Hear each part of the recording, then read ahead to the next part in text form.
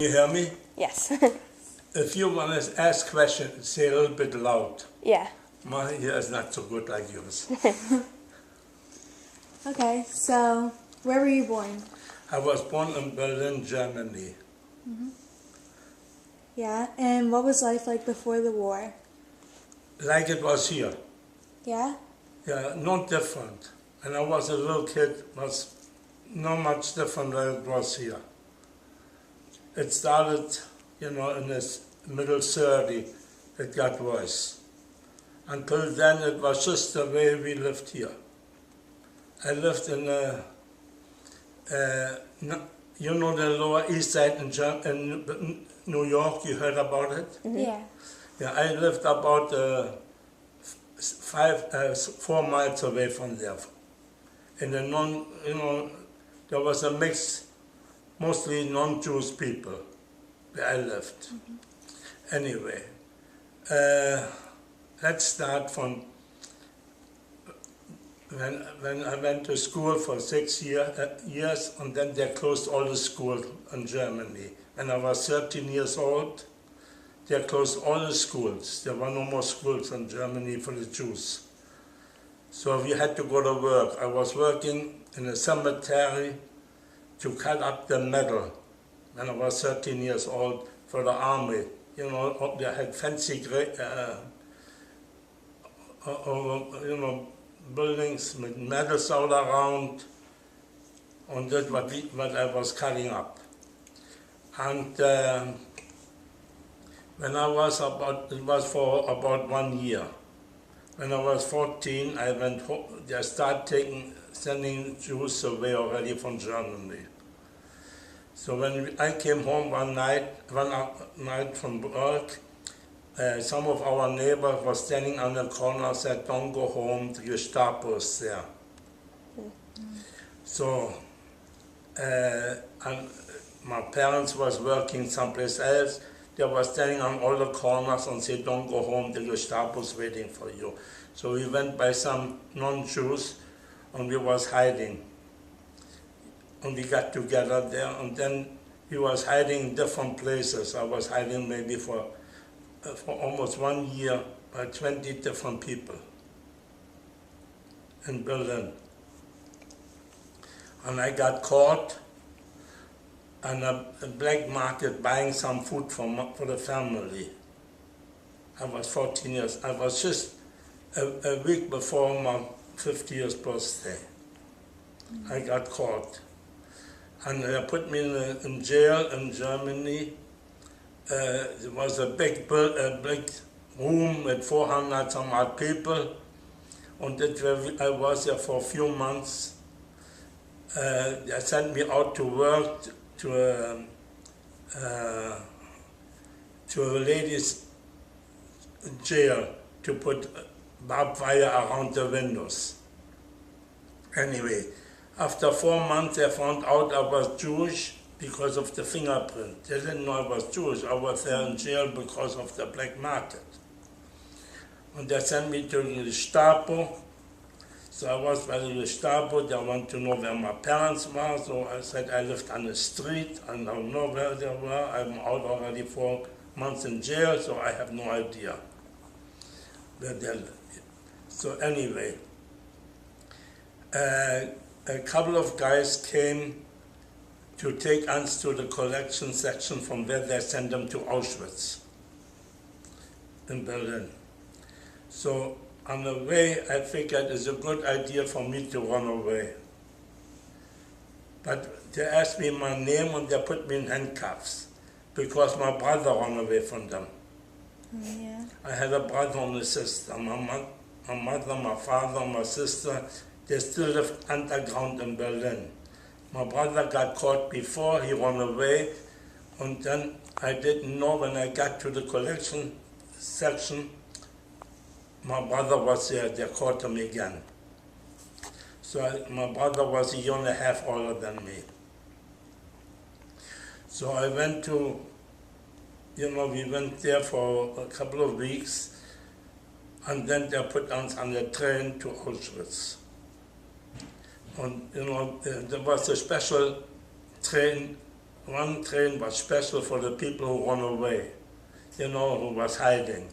The rest, we were about over 1,000 people on the train, but one was about 80 people in the one wagon were people who ran away anyway.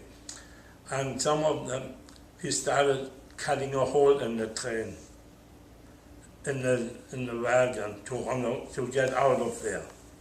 But we got caught, and they put a wood behind there, and they put a guy, an assessment there the whole way to Auschwitz. We got to Auschwitz, they came with a machine gun, they said, who cut it open? And they said, we're going to kill all of you. But the two guys said they did it, and they were gone. Yeah. They also, one of them, the parents lived underground the whole time in Berlin. They don't know that the son got killed right away. Anyway, then we came in front of Mengeling. You heard of him? Yeah. Yes. So we marched, so they told my brother to go there and meet there. And I ran automatically after my brother. I was 15 years old, I was very short. Mm-hmm. So I ran automatically after my brother. That's how I got to camp. Otherwise I would have been gassed right away. Because everybody who went to the left side got gassed. So from the 1,000-some-odd people from the train, 110 people came in camp. The rest never made it. So we came first to Birkenau. You heard of it? Yes. We got the number, and we was there for a few days. Then they sent us to Auschwitz, the main camp.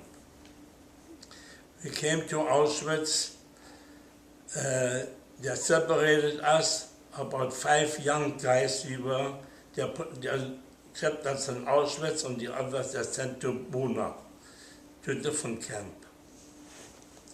And my brother just sent away. I was staying in Auschwitz with 5 other guys, 6 other guys.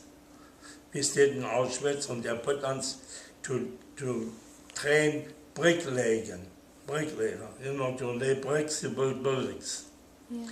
They showed us how to do it, and after a few weeks, they made us go to work, but we didn't lay no bricks. We carried cement and carried stone all day long. Unloading them from the train, we built a warehouse for a factory, and we was carrying up the stone and the cement. And that's how we worked for many years, for many months, actually. And when I was about almost a year in Auschwitz, and every few months, few times a year, we had to get undressed, take our clothes under our arm, and go to the shower room and march in front of Mengeling.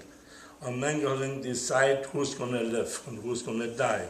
Because if you were too skinny or too old, they put you right away on a wagon into the gas chamber. And people know that's where you're going to go. People who are skinny, so, they're too weak to work, they just gas them. And every day, don't forget, when we came back from work, after 10 hours of working, we had to stay in front of the barracks and get counted. As in 5, they counted us. And if somebody was missing, sometimes that we stayed there in the winter time, in the snow, in the rain, in the heat, for hours until they found them. Even if somebody was dead somewhere, or run away, tried to run away, or hiding, we had to wait until they found them. So a lot of people just dropped dead. And then the wagon came, they picked up the dead people and took them to burn. But that was every day the same thing. We had, in the morning, we had some tea. Every morning we had some tea.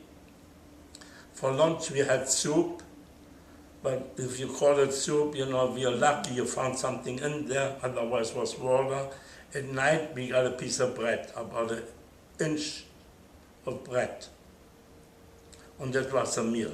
So that's why many people, a lot of my friends, when I came to Auschwitz, they were there already 3-4 months before me, because they wasn't in hiding, so they got shipped out. They all died before, because I used to play soccer with them, football, and they were almost likely, most of them were bigger guys than I was. I was a little one compared to them. And they got so skinny that they just died. They get the same food what I got. They need more food than I did, most likely. That's why I made it. Anyway, after about a year in Auschwitz doing that, in the winter time I didn't have no more skin on my finger. We had no gloves. We had to carry the stone like this up. And anyway, it's a different story. The work was not easy. Anyway, I got sick. First, I got a toothache once. So they took me to we had a sick bay. They took me to a sick bay. So there was one guy who holds you like this, one guy holds your arm behind you, and one takes a plier and pulls the tooth. There were no, and they pulled the wrong tooth, so they put another one. So they don't give it care, nobody cared. So anyway, after I was there about 1 year in Auschwitz, I got an infection in my urine. I couldn't urinate at all. I was blowing up, and don't forget, the water, we couldn't drink the water we washed. It was all chlorophane. It smelled so bad that you couldn't even, use it. The water we drink was when we mix cement. When the snow was there, we ate snow. And when we mixed the cement, the water what was standing up from the cement, that's what we took to drink. Anyway, I got the infection, so I couldn't help it. I had temperature, I had to go to the sick bay. There was a Jewish Czechoslovakian doctor, a young fella. He tried to help, but they took me into Mengeling's place, where they examined them with all kinds of crazy examination. They put a pipe in me, about thick like the finger, and just everybody looked in there. The whole thing was on the outside, and then they dropped it. The pipe came out of my stomach. Anyway, it was a mess.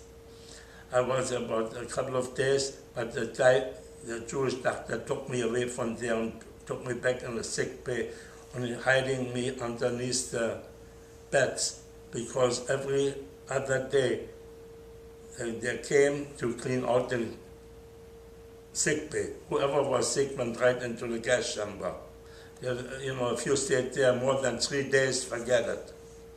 Anyway, he saved me. He put some stuff in there, and it went all away. And I got another job picking tomatoes for the German army, the Nazi who lived there, the family. They had a special, how do you call it, farm that they planted food and tomatoes and pickles, all kinds of things. So that was my job. So I used to take it I used to put it into my shoe underneath with string around, and I used to bring it in, and I changed it over for bread, because then I was the big shots, because I bought food in the place. Anyway, so that was for about 8 more months, and then one day they said everybody has to move out. We moved out. You heard of the Dead March? Mm-hmm. So we marched. We It was on January 17. The snow was this high. He was walked. When all the camp came together. Auschwitz had a few camps all around. Birkenau, some more, Buna, about 4 camps all around, the women camp. We all marched. And whoever couldn't march, fall down, just shot them. Whoever fell to the side, they got shot, and in the back was trucks, they picked up the dead people, and that's it. And anyway, we went to Großrosen. And in Großrosen, I found my father. He got caught in June of 44 with my mother and my sister. My sister and my mother got killed. My mother was 39, my sister was 13. They gassed her out of there and they put my father in the camp. So I met my father in Großrosen. We stayed in Großrosen, there was no more work because I came from different camps, because the Russian came, so they didn't want to see all these people. They couldn't kill them fast enough, so they put them in different camps, pushed them into Germany. So we stayed there for a while, and then we went with a train, with the open train, like where they have the coals and things like this. With the train we went to Buchenwald. On the way to Buchenwald, in front of Buchenwald is a big train station, very big train station.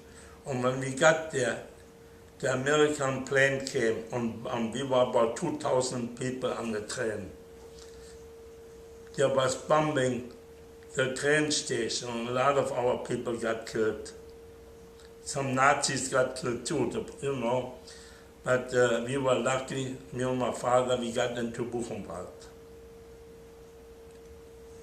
So when I came into Buchenwald, they couldn't had room for us, so we was lying in a shower room for 5 days without food, without anything, just naked on the floor. About 1,000 of it almost.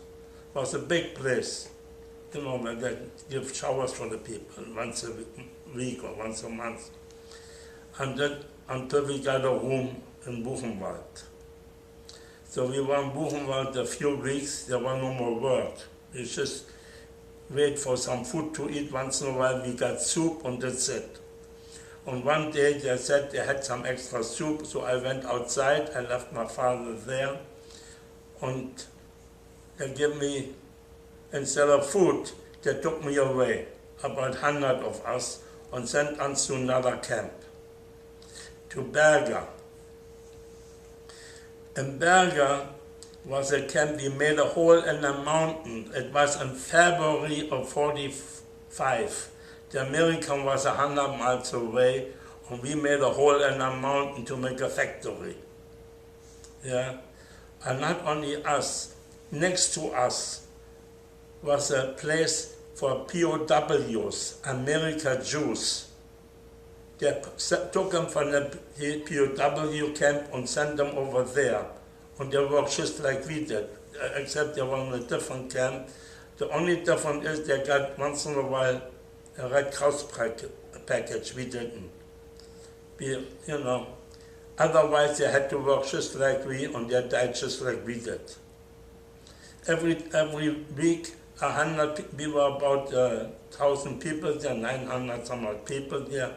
Every week 100 people died, they sent 100 new ones in from Buchenwald. Because it was a lousy job in the mountains to make a hole in the mountain, they blew up the mountain, people died anyway. I got hurt on my foot, and they put me in a sick bay. I had a very high temperature and I had a foot this big. So I was there maybe 4 days, they said they're marching out. And I had some friends from Auschwitz who was there with me too. They said, you can't stay in the sick bay. We were about 15 people in the sick bay. They're going to shoot you, they're not going to leave you here. I said, I have no choice. I had high temperature on the foot like this, foot poisoning, blood poisoning, and I couldn't even stand up. So I have no choice.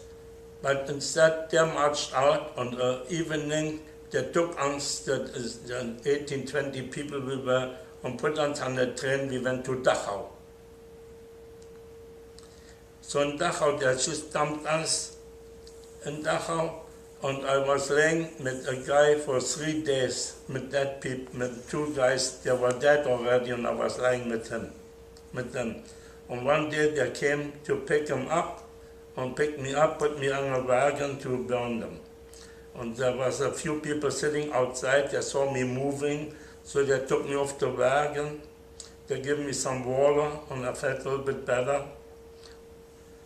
And I was sitting with them, and a couple of days later, they put us on a train to Austria, because the American came too close. So we came to Austria. It's a borderline from Germany to Austria. It was Seefeld, the town. And the SS ran away. It was April 28. The SS ran away. So we were standing there, we were about 2,000 people in a big field. And the Austria police came, they surrounded us and said, you can't stay here in Austria, you have to march back to Germany. I had a foot, don't forget. I had 2 friends that helped me walking. Anyway, we started going back to a whole group of SS came. The Nazis, the special Nazi police. They put us on the side of that is in a mountain. On one side is the railroad, then is a mountain, then is a road, and then there is a big thing where the water runs down in the snow. And water, That's how the mountain is. Both sides are mountains. It's just the road in between mountains. So when they all came at night, they started to shoot. So me and my friend, they took me, we ran over the railroad into the mountains. And we heard them shooting all night anyway. They killed 800 of the 2,000 people.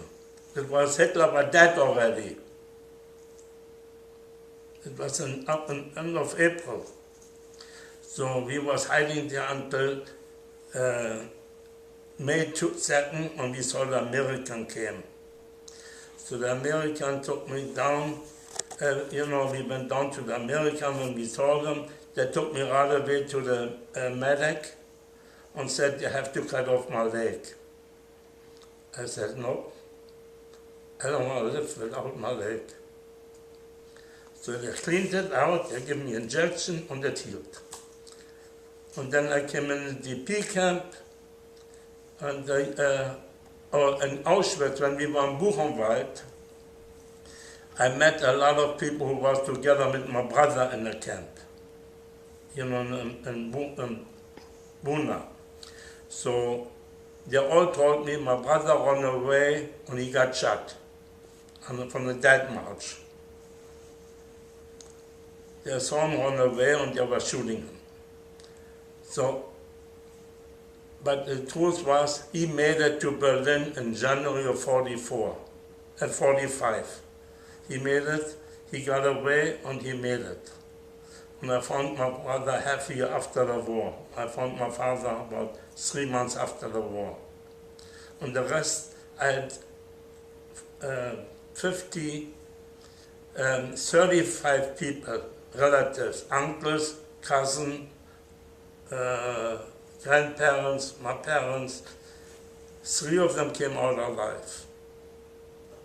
My brother, me and my father. Nobody else. Not one cousin, not one uncle, not one grandparents. And that's the story. If you have any question, go ahead. Du läser.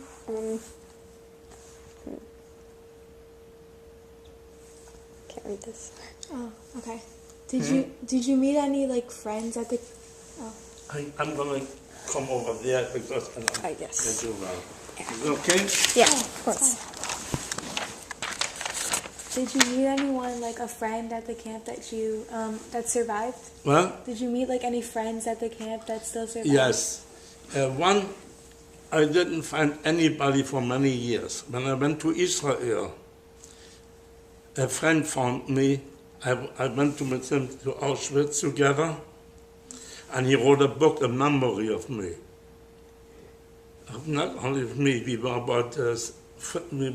a group of about 10 young guys. We used to hang out together in a camp. And he only found me, he didn't find anybody, so he wrote a book. He went to England. He had a father who was a doctor in England. So he went he was in Buchenwald, and he went to England. And he wrote a book, a memory of me. Not only of me, of the 10 friends. Because he couldn't find, but when I was in Auschwitz, he saw me in the newspaper. We came there for a reunion, so he saw my name and he found me in the hotel. It's the only one who I know from Auschwitz who was still alive. Wow. Nobody else. None of my friends. Or none of my school friends. Do you have any questions? Anything else you like? How do you feel about the Germans now?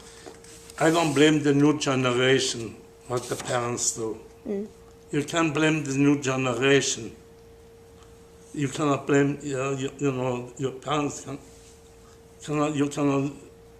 A lot of them, like the one who put my parents in jail was a Jewish woman and a man. They looked for people who was hiding, 2 Jews. They wrote a book about them, Stella, if you ever heard of her. Anyway, she got 10 years in jail from the Russian, and she had a daughter who went to Israel and never talked to her mother. So you see, don't forget, I was living by 20 different non-Jews hiding me. The one they caught, where I was caught, he got killed too. So you can't blame. You have a lot of anti-Semitism in America right now too, all over the world, not only in America. Where did you go after the war? No, after the war, I went to Berlin.